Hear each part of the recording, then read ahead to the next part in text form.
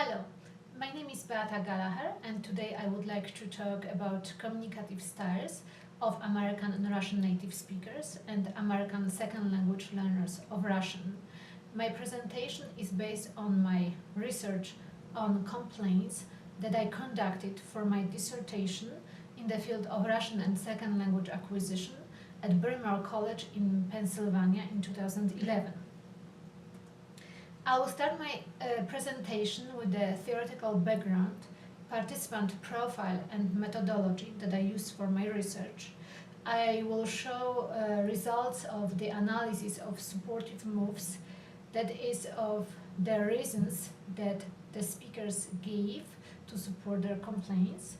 I will talk about the use of diminutives and address forms by Russian native speakers. And then I will compare semantic categories of Americans and Russians, which means I will show how they structured their complaints. And I will close my presentation with some conclusions and suggestions for classroom intervention. For my study, I used Boxer's classification of complaints, and she distinguished between direct and indirect complaints, and I explored direct complaints. Direct complaints occur when the speaker addresses a complaint toward the hearer and often holds him or her responsible for the dissatisfaction. For example, when I say, "You didn't wash the dishes." To carry out a complaint, speakers have to choose what linguistic strategies to use to achieve their communicative goals, and at the same time to avoid damaging the relationship with the hearer. And I will analyze the linguistic strategies that speakers used in my study from the point of view of politeness theory as defined by Brown and Levinson. They defined politeness as a public image that people create in the society, face that they want to maintain in social interactions. People want to be perceived positively by others, and they want to maintain their freedom and private territory. And these notions, the researchers called these notions a positive and negative face. According to the politeness theory, direct complaints can be seen as face-threatening act because they can affect the speakers and the hearer's positive and negative face. So speakers have to choose what linguistic strategies to use in order to satisfy the needs of face. In the case of complaints, the speakers may decide not to complain, or they can use off-record strategies, among others indirectness. So they may say the dishes haven't been washed again. So in this case, instead of addressing the wrongdoer, they address the wrongdoing and minimize the offense. However, they may also decide to use on-record strategies, direct strategies. They may directly address the hearer about the wrongdoing by saying, "You haven't washed the dishes again." However, this can cause some confrontation in a complaint situation. A little bit about participants in my study. I elicited data from 30 American speakers, 30 Russian native speakers, and 37 American second language learners of Russian at the intermediate and advanced proficiency level. Their proficiency level was established by certified OPI testers before the students' departure to Russia. American speakers were randomly recruited at 3 colleges in Pennsylvania. Russian speakers were recruited at the Moscow State University and Herzen Pedagogical University in St. Petersburg. And learners who participate in my study studied abroad in St. Petersburg, Moscow, and Vladimir. They were in a similar age range, except of 3 learners who were a little bit older. They were flagship students who studied in St. Petersburg. Participants in each language group reacted in oral to an open-ended discourse completion questionnaire that consisted of 15 situations and 12 of which featured complaints. Each scenario was coded for social distance and social power by featuring communication with friends, strangers, and people of lower or higher status. To explore linguistic strategies used by the speakers, I analyzed supportive moves that the speakers provided to give their reasons for complaints. And I analyzed the following reasons. The speakers appeal to the hearer to take responsibility, the speakers lecturing the hearer about the wrongdoing, the speakers appeal to hearer's conscience, the speakers appeal to respect his or her private territory and independence, and the speaker's justification of the hearer's behavior. The data showed that while interacting with friends and hired people, participants in each language group reprimanded the hearer about the wrongdoing. However, Russian speakers stood out from all of the speakers because of their strong tendency to teach not only friends but also strangers how to behave properly. They tried to teach them how to live, учить жизни, as one of the Russian speakers said. And I would like to show you one of the reactions. This is in a subway when the speakers was rushing to a job interview and a woman damaged his new white shirt with an ice cream. And a Russian speaker reacted in the following way. Ё-моё, извините, ну пожалуйста, поаккуратнее. Я понимаю, очередь, много людей в метро, давка, но надо было бы хотя бы доесть мороженое в метро или не открывать его и сейчас съесть, когда вы выйдете из метро. Предусмотрите, пожалуйста, ситуацию на пару ходов вперед. So the Russian speakers in public were very confrontational, judgmental about the hearer's behavior and overly emotional. I have to say that American speakers and learners avoid public confrontations and rarely reprimanded the hearer in public. They avoid confrontations and imposing their feelings upon someone whom they don't know. Russian speakers very often appeal to the hearer's conscience and morality and often mention that the hearer's wrongdoing caused their suffering. And this wasn't present in the American and learners' data. So we have one of the examples here. When a friend came too late for a project, Russian speakers reacted in the following way. Боря, совесть есть? Почему ты все время опаздываешь? А я должен тебя ждать. Из-за тебя сейчас опять опоздаю. What was interesting to see in the data was the use of diminutives and address forms by Russian speakers, but in particular by Russian male speakers, which is similar to Shardakova's study. Russian males use a great range of diminutives, of first names, of nouns, adjectives, and a great range of address forms, and their use of these forms minimize the offense and also add some playfulness, sometimes irony or sarcasm to their complaints. And we have one of the examples here. When a friend didn't return money on time and now the speaker doesn't have money to pay for rent. And the Russian speakers reacted in the following way. Когда же ты мне денежку отдашь? Or in the case of library fee, ну, Анечка, Анечка, что ж ты так? Ладно, потом рассчитаемся с тобою. What was interesting to see was the use of hearer-oriented strategies. So Russian speakers you preferred to use second person singular or plural. They usually said, you let me down, you didn't come, you didn't wash the dishes. while American speakers preferred speaker-oriented strategies by saying, I believe, I would like, I would appreciate.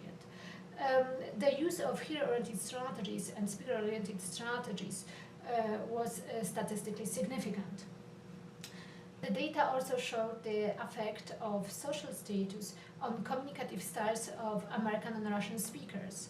American speakers interacted with their professors about an undeserved grade in a friendly and informal manner, often using hi by greeting the professor, while Russian speakers showed a very respectful and formal attitude toward their professors. However, against my expectations, over 23% of American speakers were very critical toward the professors while negotiating a better grade. The data also demonstrated that linguistic politeness is differently conceptualized in both cultures. In American culture, politeness has its roots in a respect of freedom and private space of the interlocutors. As in the following example, I will just read the end of the complaint. It was a complaint about loud music at night. The speaker said, so you really need just to respect other people's space, other people's privacy, and you need to turn off your music. Russian data showed that politeness is defined by respect, уважение, which means a proper behavior toward other people, as in the following example. Знаешь, милый друг, уважай вкус и мнение других. Я понимаю, что тебе нравится очень та музыка, но ты можешь надеть наушники и слушать ее ночью тихо, чтобы никому не мешать. So the results of my study are in line with other studies with Akishina Fermanovskaya's and Larina's study from 2009. One of the most interesting results was demonstration of gratitude in the American and learners' data. The Americans very often show their gratitude even in the case when the hearer let them down, and this was absent in Russian data. So Russian speakers showed gratitude only in formal situations with professors, and this is similar to Larina's study that showed that Russian speakers show gratitude only in situations in which something has been done for their favor. Otherwise, they don't demonstrate gratitude. So we have here one of the examples of American speakers. So I really appreciate you helping me, and I feel like you know the material and that I can learn a lot from you. But I would really appreciate if you could go slower for me. So the tutor didn't, the speaker hired a tutor, the tutor didn't work in a way that the speaker was expecting, and now he's complaining. But again, he's showing, the speaker is showing his gratitude for tutor's work. And we see that American speakers also in this case they preferred indirectness, so they addressed the problem indirectly. They didn't address the hearer in the direct way, and this led to learners' first language transfer, because in their complaints in Russian they also try to translate the if sentences to show their gratitude. So very often they try to translate, I would appreciate very much if you could do this for me, I would be very grateful if, and of course they had a lot of problems with morphosyntax. And they overuse the if sentences. I have to say that the Russian speakers, similarly to Shardakova's study, Russian speakers in my study, they preferred brief sentences, so their complaints were very short and they avoided if sentences. So I would like to show here semantic categories of American and Russian speakers, which means how they structure their complaints. And you can see that they use actually the same range of categories, but some of them were used more frequently by American speakers. So you can see that they were American speakers were more apologetic, they showed their gratitude, They try to restore the harmony with the hearer by using the category of conciliation, and they also justify the hearer's behavior. So often they showed like mutual responsibility for what has happened, which was absent in the Russian speakers' data.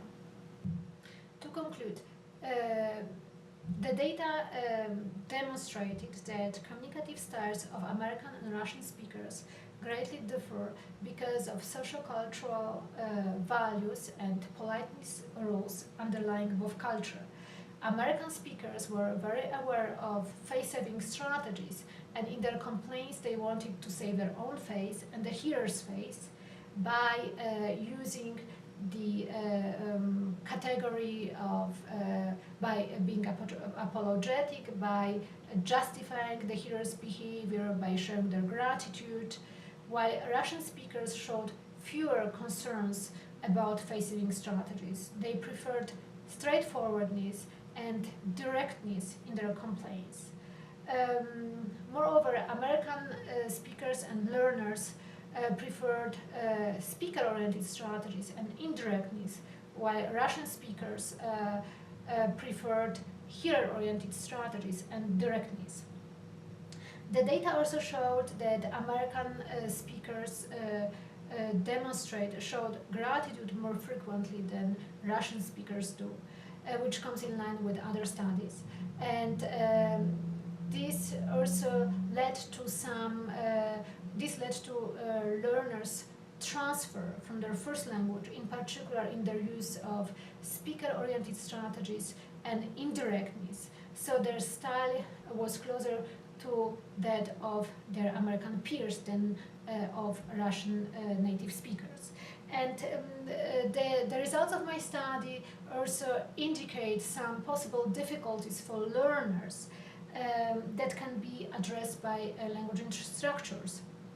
So to improve their communicative competence in Russian, learners need to learn how to negotiate a problem in various socio-cultural contexts, which means how to interact with strangers, with friends, with professors, and how the social status affect linguistic choices of Russian native speakers.